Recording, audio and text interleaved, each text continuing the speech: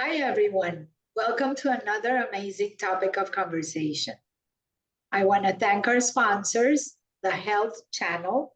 So please stay up to date and join their newsletter in everything concerning health. And to Finkelman's for the chef in you and all the kitchen tools for to make anything that you desire for the chef in you. From the Power of the Heels. We're back live in person. So please go to our website to see our next events and save the date, January 31st, for Disruptive Monarchy. So, Jamila, welcome. Thank you. Thank you. Today's conversation is about a lot of things that are going on. We're both women. We're both minorities. You're a Black woman, I'm Jewish. And we both have different kinds of experiences. But you are an advocate for Black women and everyone oppressed. So this is the reason why I wanted to talk to you. Okay. So why did you become an activist for women? What was that moment that really clicked? So I think that there was one moment, and I'll tell the story, that like sparked my realization that people didn't look at me as equal. But I think my activism developed over time as I kept having different versions of this moment throughout my livelihood. So it started in about first grade. I was in my English class, and half the day at this school was in English, the other half in Portuguese for me, but for some students in Spanish. And we had smart. Speak Portuguese? I do, yes. I'm not perfect, but I do speak pretty well. I can be dropped in Brazil and survive. But so we're in class, and I guess we're having a lesson about identifying different things. So my teacher puts up an image on our smart board, and she goes, "All right, class, can anyone tell me what this is?" So I raised my hand. I was like, "Ooh, I know this one." I'm excited. I said, "It's an RV." She goes, "Not exactly." So I said, "Oh man, like I was so confident. I really thought I knew the answer. Like, it's an RV. What's going on?" And then the whole time I'm thinking, like, maybe it's the brand, maybe it's the color, like maybe I misunderstood the question. And so she says, "Can anyone else tell me what this is?" And another student raises his hand, and she calls on him, and he says, "It's a recreational vehicle." So I said, "What? I know this." So I raised my hand again, and I was like, "Miss, if you would have asked me, I could have told you it was an RV. You didn't even give me the chance." And she said, "I'm sorry, but that wasn't what I was looking for. You got it wrong, but it's okay. Like, you'll get it next time." And I thought, I didn't get it wrong. RV, recreational vehicle, it's all the. And so I told her, I said, "You know what? This is what pisses me off." And I got put in timeout. Had to go to the principal's office, my mom, talk about it. But the reason why it stuck with me, and I'm 24 years old now, and that was back in first grade, but it always stuck with me because when I looked at that student, I didn't look like him, and I never could look like him. He was white passing, he was Jewish, he had the curly hair, perfect by every standard that I had been taught of what it means to look smart. And so I said, Wait. Go back a little bit. So because he was white and because he was Jewish, he was smart. that's all my first grade brain could think. Yeah, I said, well, what does he have that I don't have that made her say his answer was right and mine was wrong? Because, she could have said, well, Jamila, what does RV stand for? Correct. You could have said expand. And then if I got it wrong, call on somebody. Yeah, so I said, well, what's wrong with me? And what do I need to do to look or be like him so that way I can always be assumed as right as well. But I couldn't. I can't change that I'm Black. I can't change that I'm a woman. Like, there was nothing I could do in that moment to erase her bias. And that's when I started to realize, like, wow, even as a kid, I'm experiencing the things that I hear adults go through as far as prejudice and oppression. You think, oh, only someone like, as a first grade Black girl, you hear only MLK, like a grown man, or Rosa Parks, a grown woman sitting on a bus. You didn't think it could happen to a child until it happens to you. So I think that that's when I started realizing, like, wow, I have to be excellent and a role model whenever I can.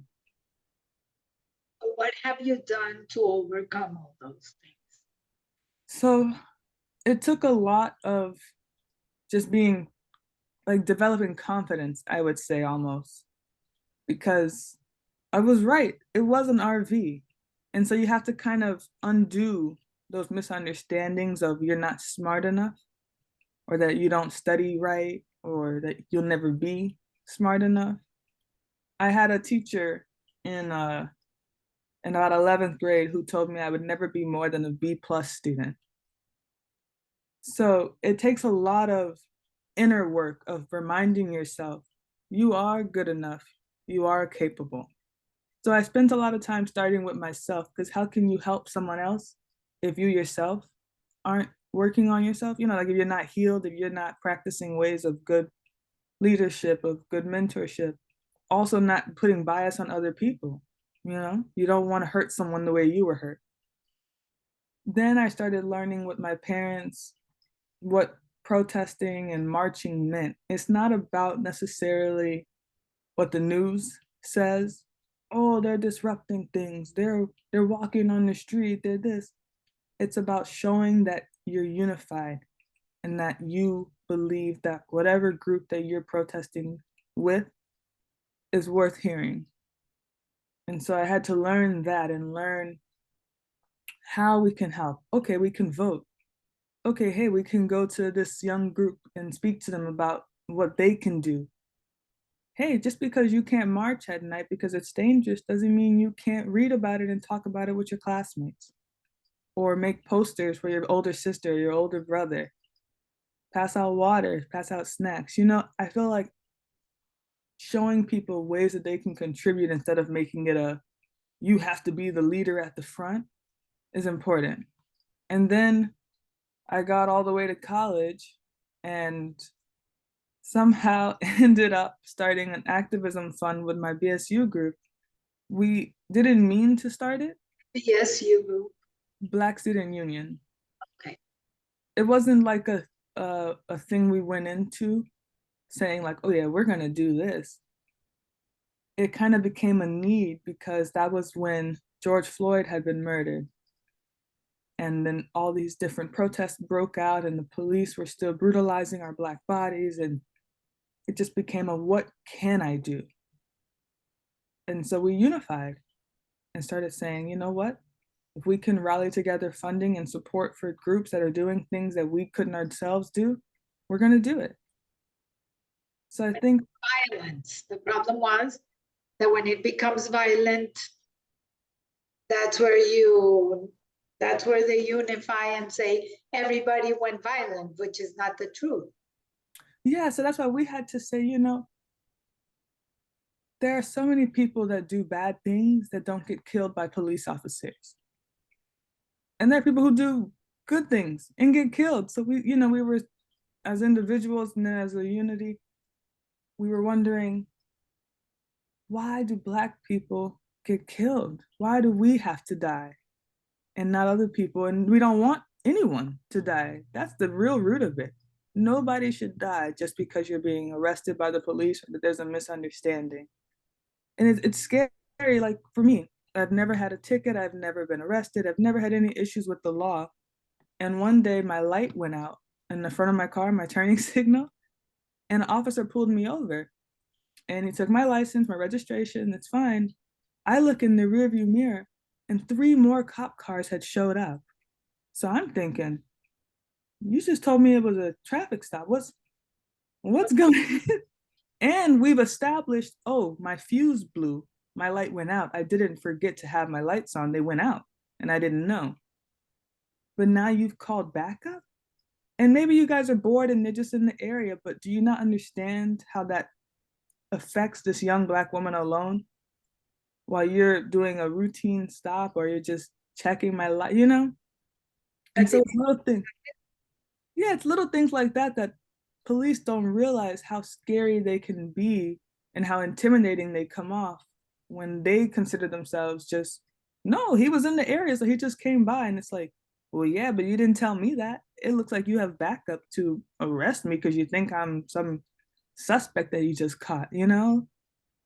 So I I think that, relate to that because when I came to college here, mhm, I backed up and I accidentally touched a police car.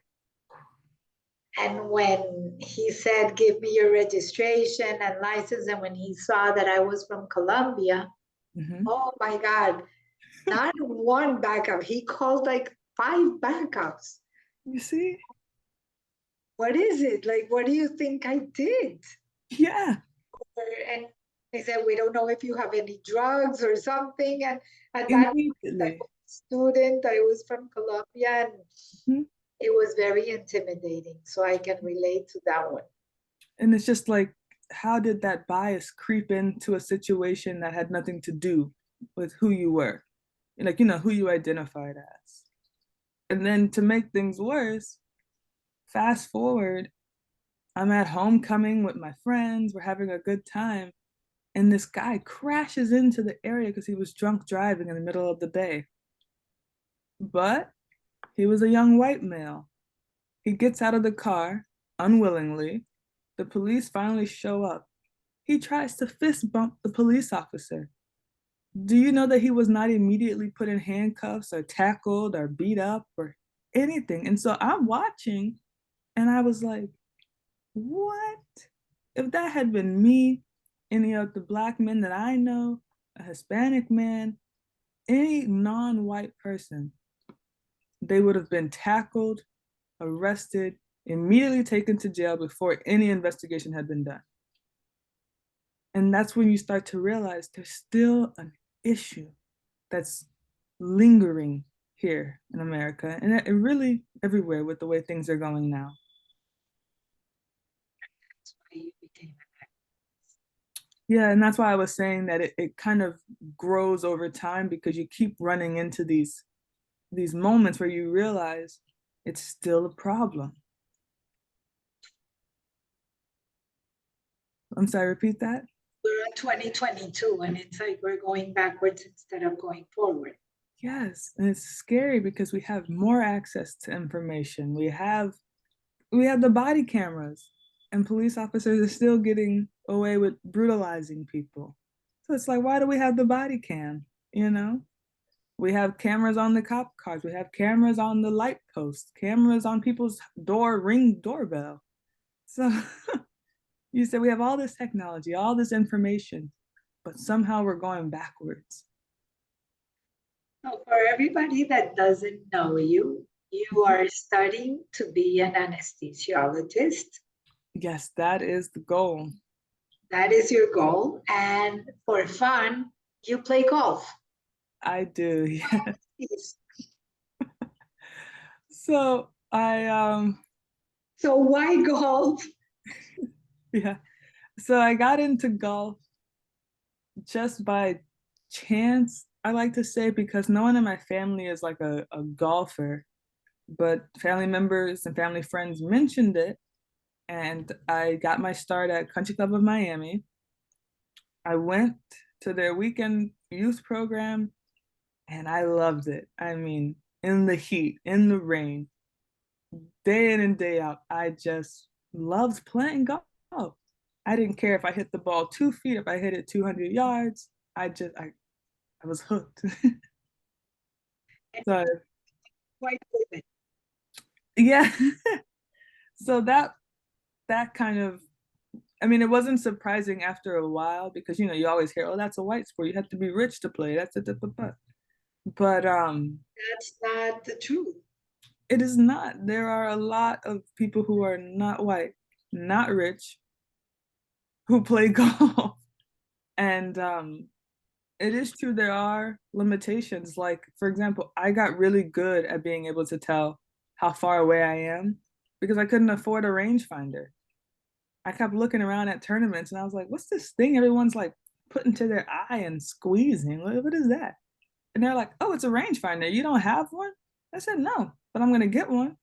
Well, I looked it up and they're like $300. No, I'm not going to get one. So I got really good at learning how to figure out, okay, if you're at the 150 stake, what club are you going to use? And, just figuring it out. So it was an uphill climb, but I didn't care because I liked the sport. You got the extra, you learned the skills. Yeah, because I had to. What did they do before the little thing came out? It was literally, Exactly. Yes, but it is true, golf, the game, the environment, it is not always welcoming to people who are not what they consider the standard golfer. so I've heard. Mhm. go back a little bit. You grew up thinking that a white Jewish kid is supposed to be intelligent. Mhm. You went into a sport that it's supposed to be white, Mhm. but the biggest player in the world is Tiger Woods, and he's black. Yeah, so um So that doesn't fit the profile of just the golf for white rich people. yeah, so I think what happened in the first grade class and then just throughout life is I was conditioned to think anyone who wasn't who didn't look like me was what society thought was instantly smart. It didn't even like, we both walked into a room to take a test. Before they got our results, anyone who wasn't black was smart. Everyone who looked like me or was a minority, eh. And that's the prejudice that I realized had existed. And I said, why? And like you said, Tiger Woods is this phenomenal player. He's one of the best in the world, and he's Yeah. black. But do you know what people, and I know they mean well, but they don't realize how much it puts me down? When people see me and they're like, oh my God, I love your swing or you play so well, they call me the next Tigress Wood because they don't have a female that representation that pops to their mind for women. So instead of saying, oh, you're a Tiger Wood, they say, oh, you'll be the next Tigress Wood. And I'm like, No, thank you. I see what you're trying to say, but that's the issue. I'm going to be the next Jamila. Yeah, I'm going to be Jamila. Jamila, get it. Yeah, so it's just like, wow. Okay. You had very tough experiences in the golf course. Yeah, and that was what made that comment of the next Tigress Wood sting more than it was supposed to, because they really meant it in an endearing way. But for me, it stung because when I started playing tournaments, I was late to the game. Obviously, I started in middle school, really more so high school as far as competitive golf. And everyone else I was playing against had started when they could finally walk and hold a club. So, you're going against people who have been playing for 10 years, and here you come. And I really was not that good when I first started, like at all. I'm embarrassed to say the numbers, but we all know when you start, it's ugly.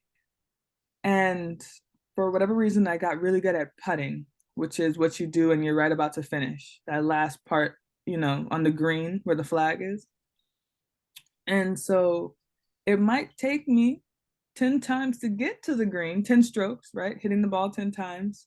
But when I got to the green, I might sink a 40-foot putt or some crazy rolling putt. And I just was just one putting it. So what would happen was when we would finish, parents of the kids that I was playing against would come up to me and say, oh, hey, what score did you get?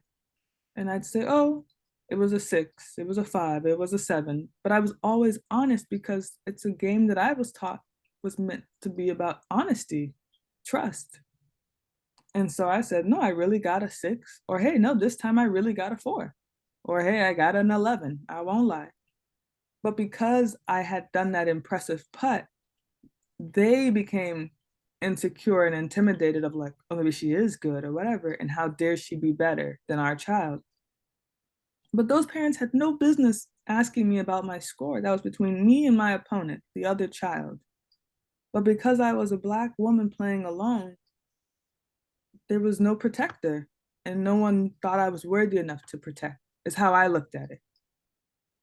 Because when my mom finally came to watch me play because of what I had told her was happening, she never went up to other children to say, what score did you get? Are you sure? Did you count it? Let's count it. She never did that. But everyone else's parents did it to me. And I still had to somehow keep playing good while the child is badgering me, the rules official is badgering me, the other coaches are badgering me, and the other parents. But you want me to perform well. Like, how? Well, I got over that because I started saying, that's an issue with them. I know I didn't lie about my score. And I learned later that a lot of people cheat. And it sounds funny because I didn't think people would cheat in such a, quote unquote, uppity sport. But they do. They cheat a lot. And I didn't realize that. So they were projecting things that they did onto me. And I said, no, I don't do that because I don't have the luxury of getting away with it the way that you would, you know? Correct. If you would have lied, then I everything. would get disqualified. Whereas if someone who's white lies, somehow they finish first place. But then you fast forward, I had been working and working on getting better because I said, you know what? If I am good, my score will speak for itself and you won't care if I'm Black because I'll just be good. Who cares? Are you competing now in golf? Not anymore, but I played all the way through college.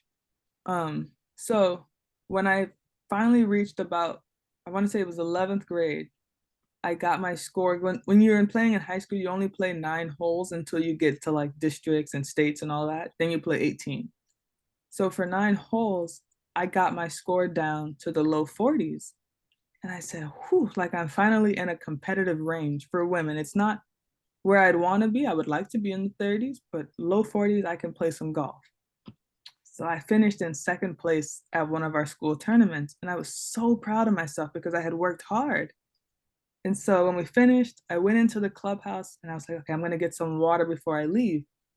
So I go up to the bar where you go to get just any drink, whether you're getting water or alcohol.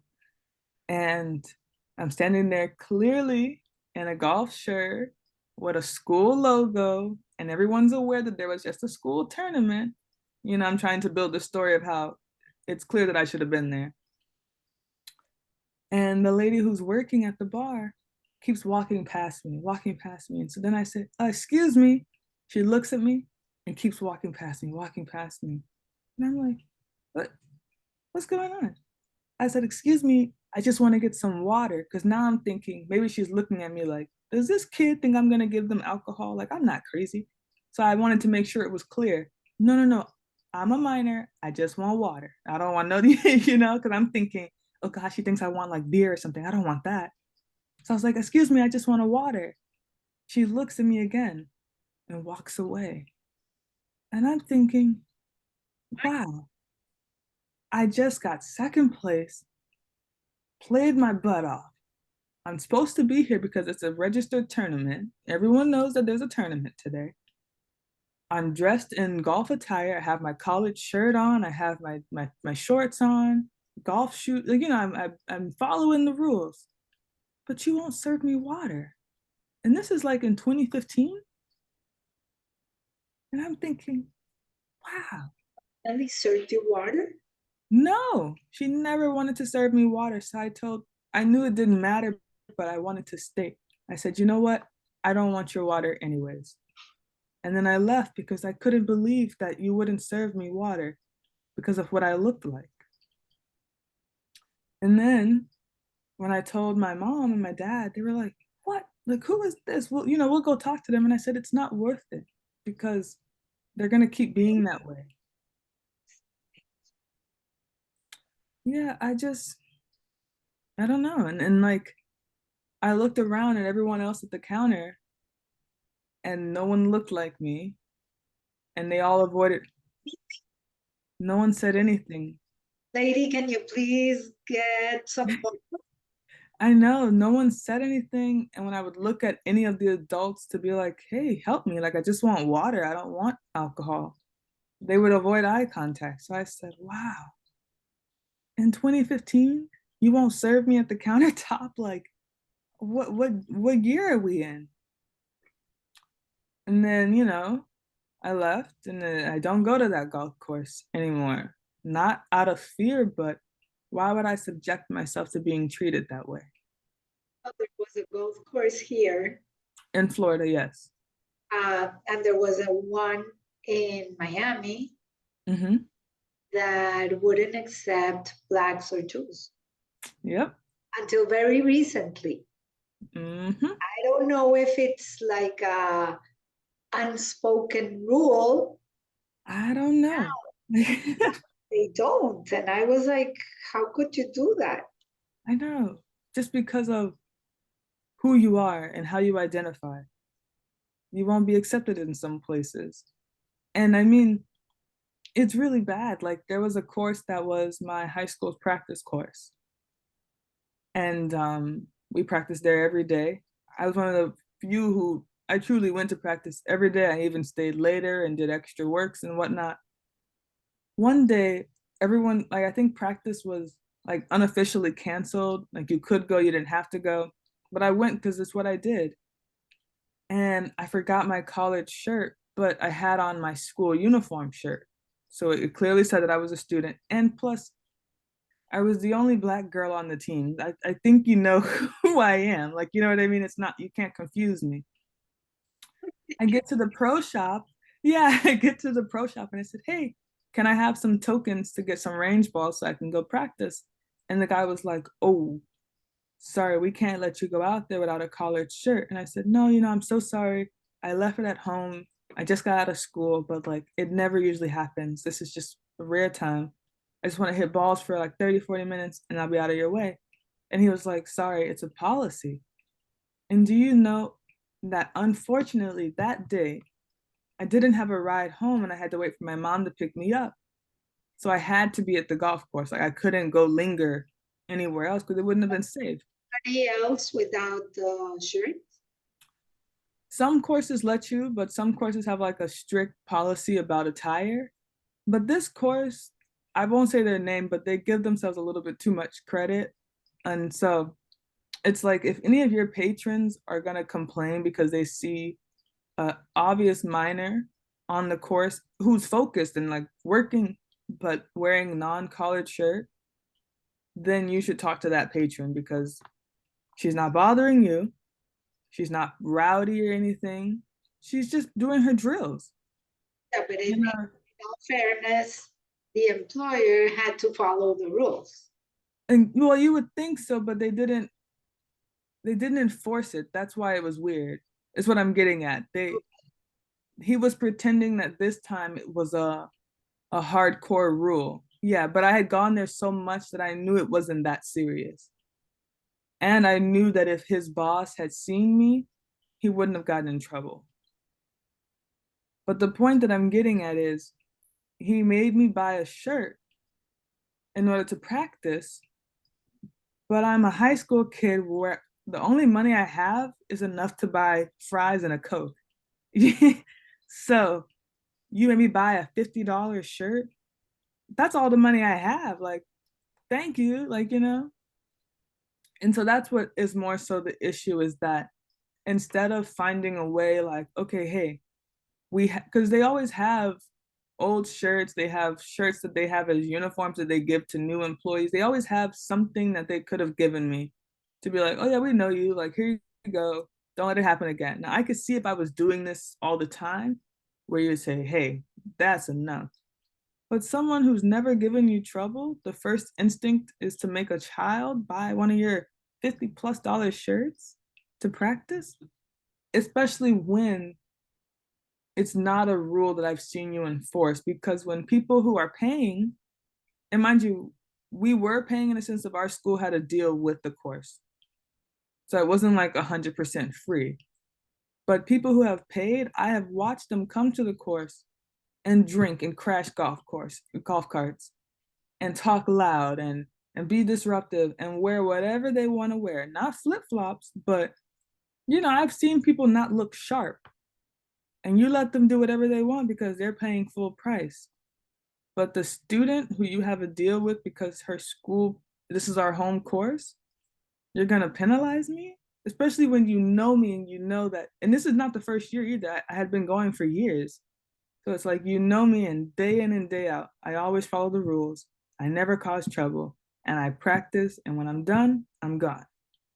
So it was more so the unspokenness behind it of like, the one time I'm alone and something is wrong, now the rules are hardcore enforced. But I hear that it was also about money.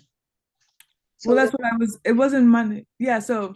Yeah, it was money and the fact that nobody was there with you, so they were able to do it.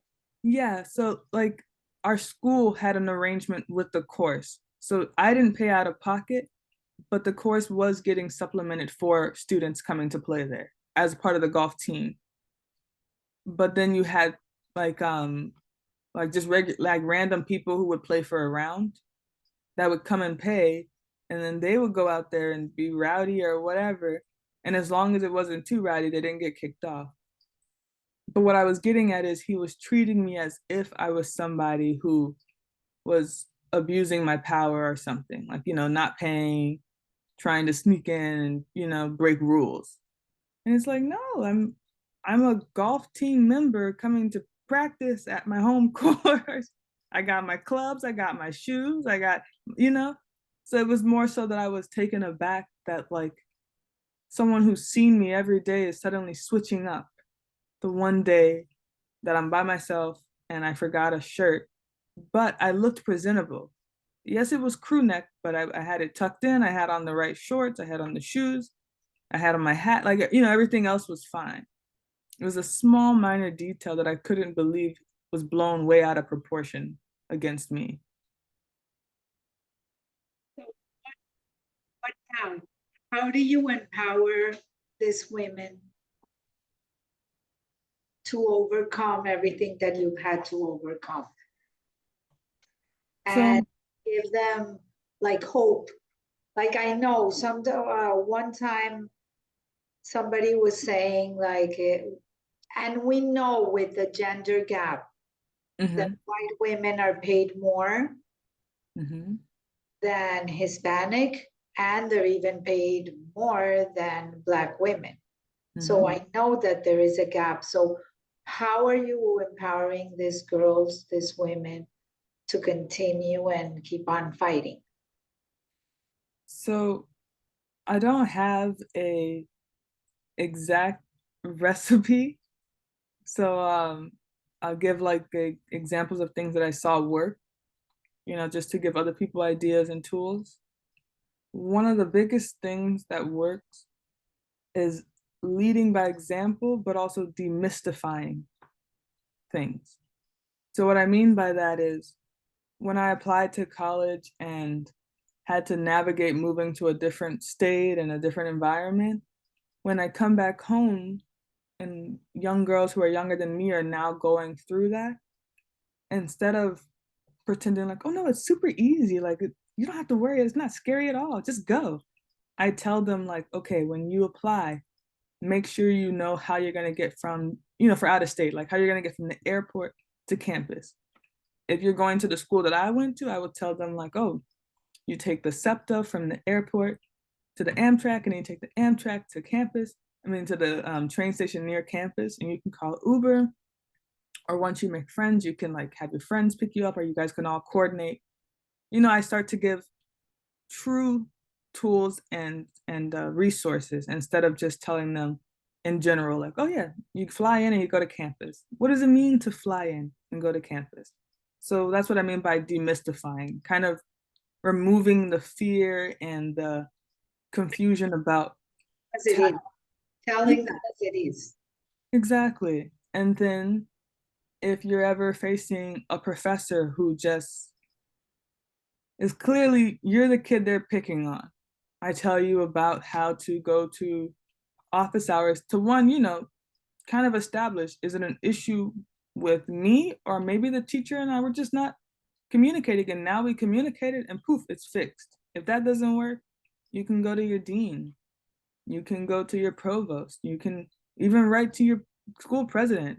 It'll get back down to the provost, but it starts to, those kind of tools. When it comes to someone telling me, like a younger person saying, oh yeah, I'm going to this protest, I tell them how to stay safe. But I also make sure that they are going to the protest because they want to make a difference and not because they just want to post and say they went to a protest. It's becoming a little. So I think that's more so of my approach at empowering and defending young people and Black women, is taking all the things that I had been through and giving them the tools to try and avoid it. Or if they can't avoid it, how can you navigate it better than I could? Because at the moment, my head was just, it was in the moment, I couldn't think clearly. But now that I'm outside of it, I can think more clearly and tell you how to navigate it so that way when the emotions are running high, you can see how to make it work out the best. So that tends to be my approach. It's less of a cookie cutter approach and more so a how can I take what I've been through and help you learn from me so you don't have to learn the hard way. Basically what you said, teach by example. Yes, teach by example. And then there's always the times when I didn't go through it. They just, it's something completely new. We don't even know how to navigate it.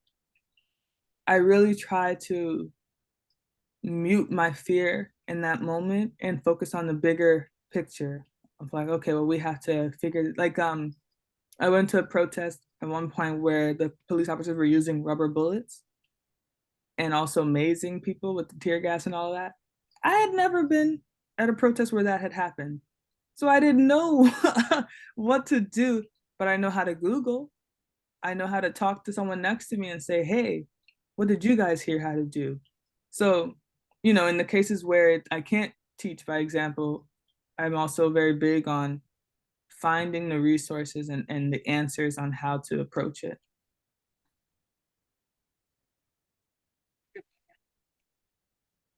No, thank you for having me. Those listening out there will learn from what you have been going through, and I hope that you become an amazing doctor. Thank you. And become one of the first golfers. You need to get the female out there. I know. I think I'll just have to sponsor her because I don't know if I can. Digress, but you need to get it out there. Mm-hmm. And there are. You know what? I will say, everyone should look up Sadina Parks. She just got her tour card for the LPGA. She's the 5th Black woman to do it. And I think she needs a lot more attention than she's getting. So I'll put that out there. Put it out there. Good luck with everything. And thank you so much for sharing. To everyone, above all, stay safe until next week. Have a great day.